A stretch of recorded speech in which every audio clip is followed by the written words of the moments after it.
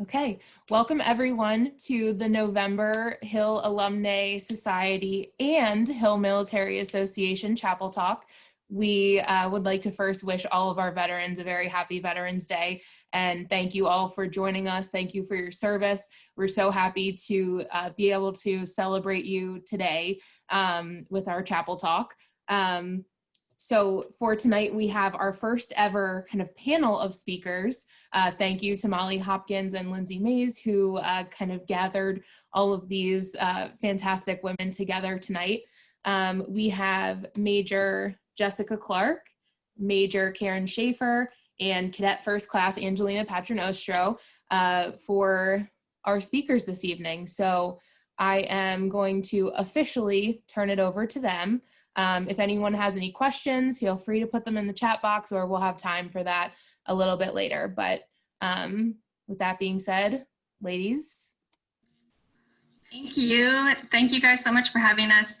Lindsay and Molly, thank you for organizing this and recognizing that your event was going to fall on Veterans Day and reaching out to the female veterans to get us together and get this started. I definitely want to thank Karen and Angelina for joining me also, because I know that they have more than enough on their plates, and they've definitely made time to be here and share their experiences, and I appreciate that a lot too. I admit that a little bit of what I was inspired to talk to you about tonight is based on an internet meme that I found last weekend, and I want to share it with you, assuming I am technically competent enough to do so. It may, can you guys see that? Yes, okay. So it may not resonate if you're from outside the military community, and frankly, it may not resonate for some of the gentlemen as well either. I apologize. But so in this meme, Phoebe is encouraging Joey to understand that women serve too. And Joey's knee-jerk response is, "What branch is your husband in?" And that unfortunately encompasses some of my military career. I definitely relate to this. I'm going to turn this off now. In fact, just yesterday, I couldn't make this up, just yesterday, I was introducing myself to a new neighbor. And I noticed that when they were moving in, her husband had a big sweatshirt that said Air Force across it. And so I asked, did you move here with the military? She said, yeah. She told me about their last assignment. I was asking some questions, and she recognized that I was somewhat educated on, military lifestyle and subject matter. And she said, oh, does your husband serve too? And I said, well, no, I serve. I'm the service member. But unfortunately, that happens more often than not. And it's an innocent question, but it would be nice to, if, especially woman to woman, if we recognized each other, as professionals and, thought outside maybe the normal frame of reference. So that's kind of what I want to talk to you all about tonight. Women serve too. But of course, this being an alumni event, I would be remiss if I didn't start with my experience at Hill and how Hill prepared me for my military career, because it definitely did. For those who don't know me, I am a 5-foot, petite, soft-spoken, quiet individual, always have been. But I think have always just had a passion for adventure, and I wanted a little something extra out of life. I knew that I needed a challenge, just continuous challenges to really be at my happiest. And I think that is reflected in the poster of the Navy SEALs that I had hanging above my bed in my childhood bedroom. I love this poster. It was a picture taken at like water level. And so you just saw these dark heads emerging above the water, and they had full scuba gear on, and all you could really see were their eyes through their masks. And I just thought it was so cool. Not that I wanted to be a Navy SEAL necessarily, but I just wanted that adventure in my life, the challenge, the non-traditional lifestyle. So it was a real wake-up call when my dad sat down with me and he said, women aren't Navy SEALs. They just don't do that. And I very much grew up in a household where I was always told, you know, I could do anything. I could be an astronaut, a pilot, a doctor, whatever I wanted. So that was a conversation that I think always stuck with me and shaped me. So in line with always wanting new challenges and new adventures for myself, I petitioned my parents for 2 solid years before they let me apply to and attend Hill.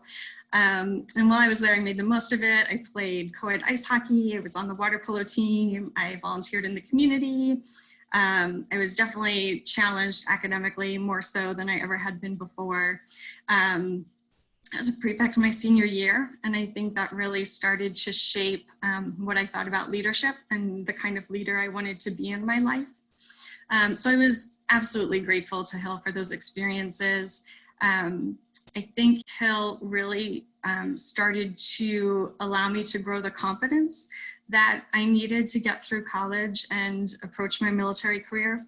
And I think Hill drew me out of the comfort zone that I had been in, and really helped me realize that I was capable of a little bit more.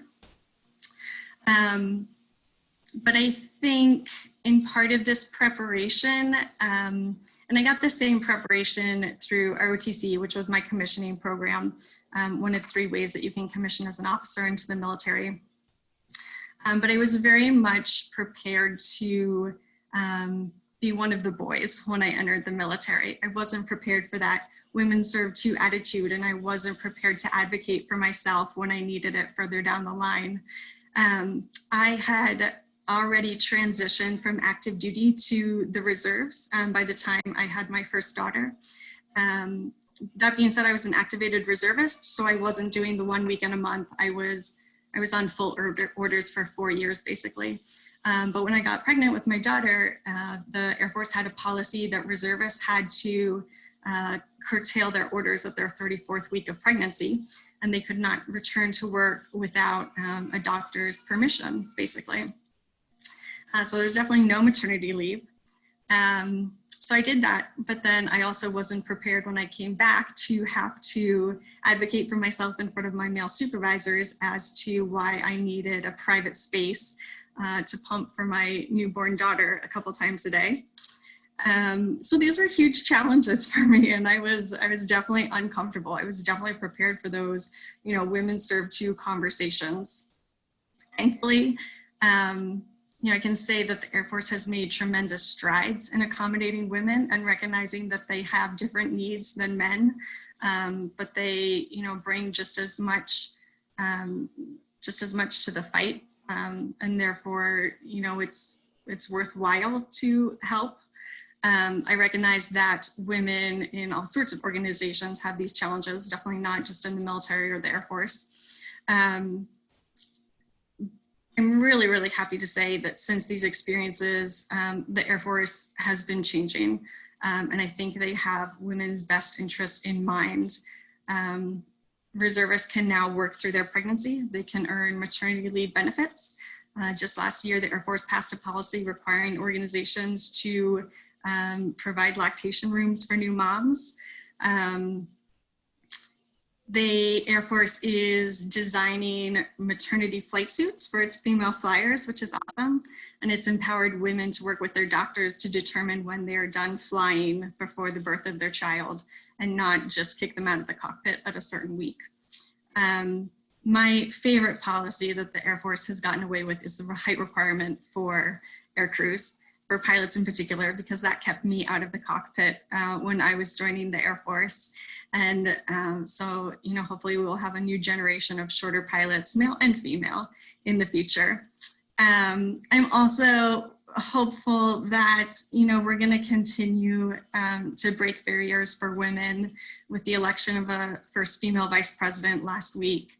You know, regardless of politics, I think that's exciting for women and gaining professional ground. I have 2 daughters. They're both young. My oldest is 4. I hope that by being surrounded by, you know, female doctors, dentists, politicians, service members, I hope that that will just be normal to them. I hope they will not know that women weren't at one point allowed in those professions. So I'm encouraged, and honestly, I think what you guys are doing with the Alumnus Society and allowing us to have these conversations and support each other and recognize each other, I think that goes a long way in order to maintain those gains. So I appreciate what you guys are doing. With that, I'm hoping to turn it over to Karen if that's a good time for her, and if not, we can jump to Angelina. Sure, absolutely. Thank you. So Jessica asked me to reflect on, some of the experiences I've had as a military member, and then also about what service means to me. And so I've been thinking about it for the last week and realized just how tied together those two themes are for me. I never ever thought that I would join the military, kind of similar to your experience, Jessica. When people see me and my husband walking together, they automatically assume that he is the service member, even though he's got this giant bushy beard, because he just looks like a military person, and I absolutely do not. But early experiences really at Hill with service, community service in particular, began to shape my decisions at different choice points along the way. So I have to admit, I initially joined the community service club or option to get out of upper form soccer one day a week. But I loved that experience, the chance to kind of stop thinking about yourself all the time and what you're doing and, what's next for you, and to just focus on others and to help others was an incredibly rewarding experience for me. So from that kind of club experience, also going on to work with Habitat for Humanity, being a peer counselor and a prefect, getting involved with my church, all of that really kind of gave me a greater purpose. And I found that I really enjoyed those types of opportunities.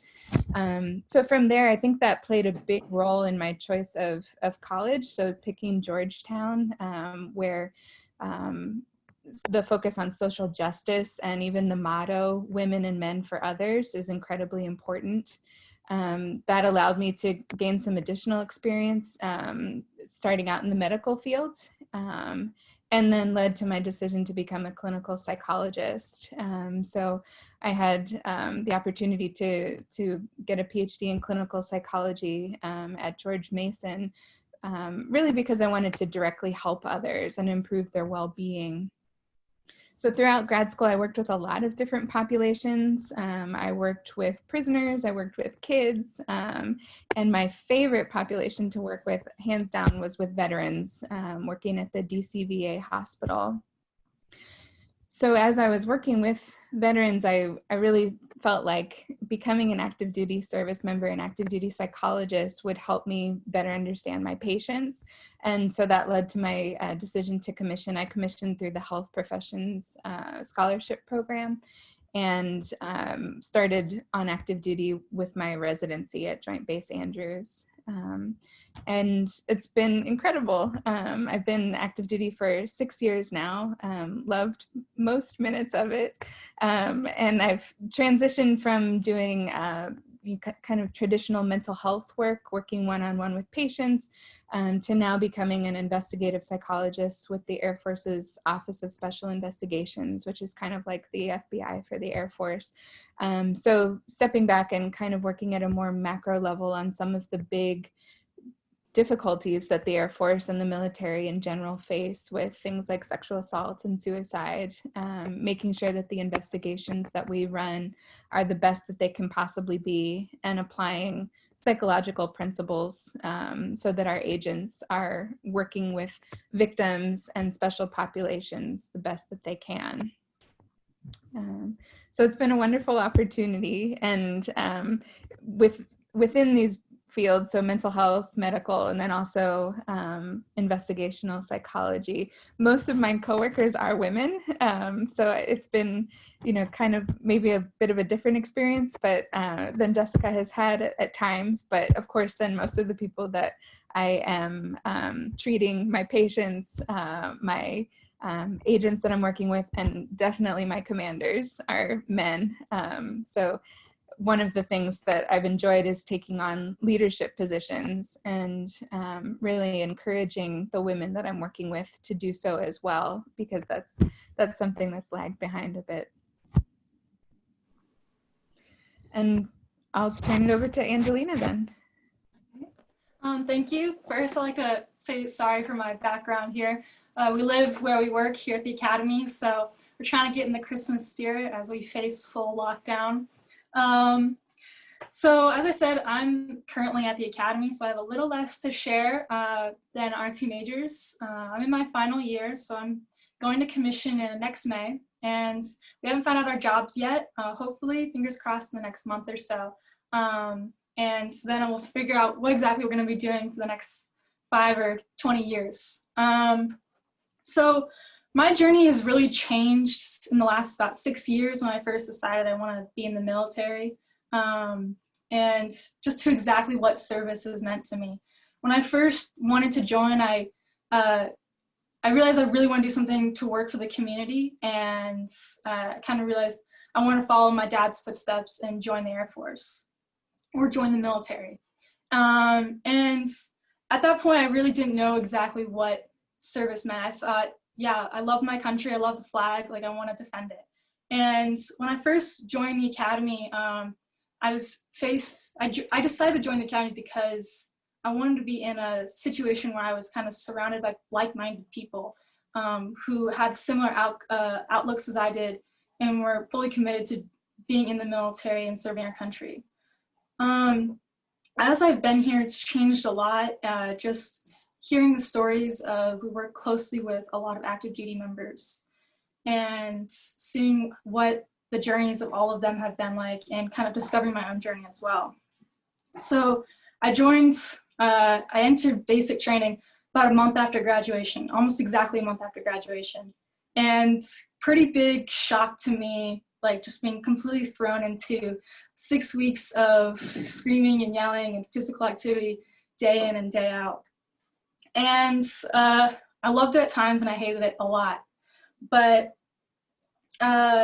once we graduated basic training, we became full-fledged cadets, I was introduced to a community where that really, where the realities of serving a country and possibly dying was very real. And one of that was, and I still wear the memorial bracelet today. I've worn it for 4 years, almost continuously every single day.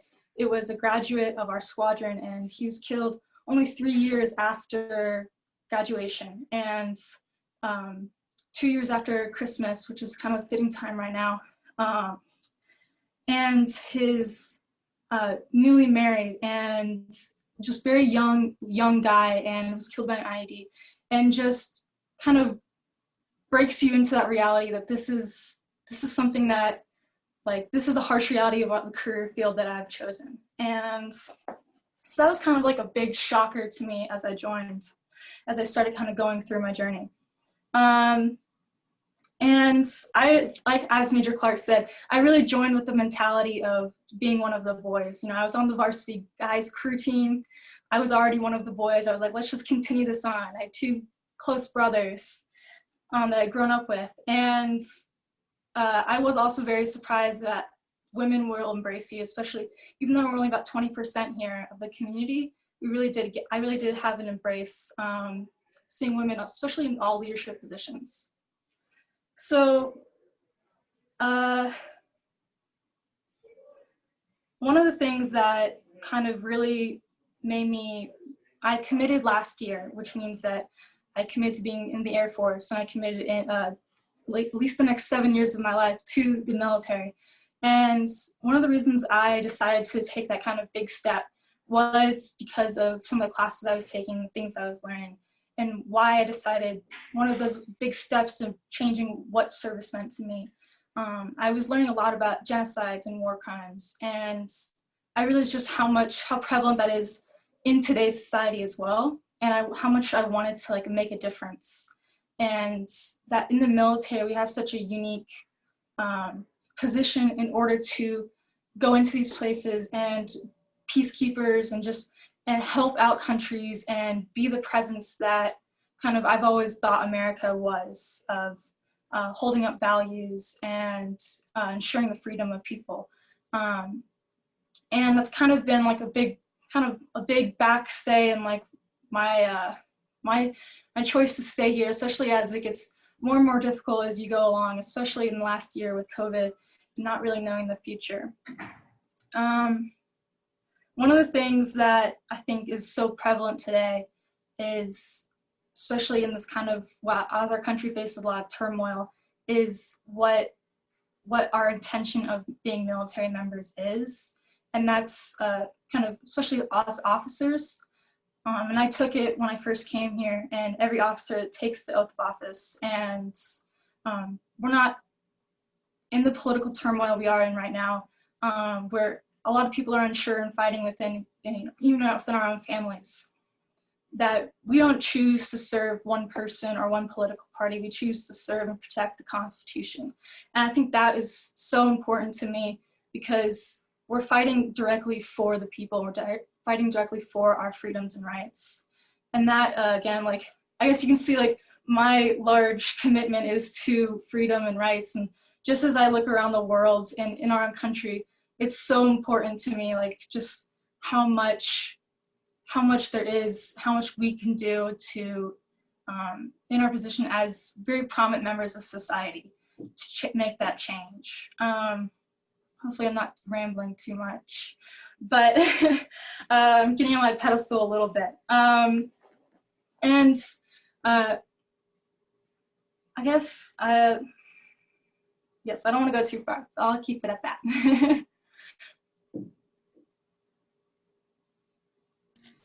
That's fantastic. Thank you, guys. I failed to really kind of introduce Karen and Angelina, which I apologize for. I reached out to a couple of our female vets, and there was more interest in participating, but schedules just didn't work out. But it was kind of a cool coincidence. We are all Air Force, and we each represent a different commissioning source. So I graduated from an ROTC program. Karen, correct me if I'm wrong, but you're an OTS grad, right? COT, Commissioned Officer Training for Medical Chaplains, STAG. Okay, perfect. And then of course, Angelina's at the Academy. So very different, not very different, but we all have, our own unique perspectives, I think, as part of that too. If you guys don't have anything else, I guess we can turn it over to questions at this time. Yeah, I'm just gonna stop recording really quick.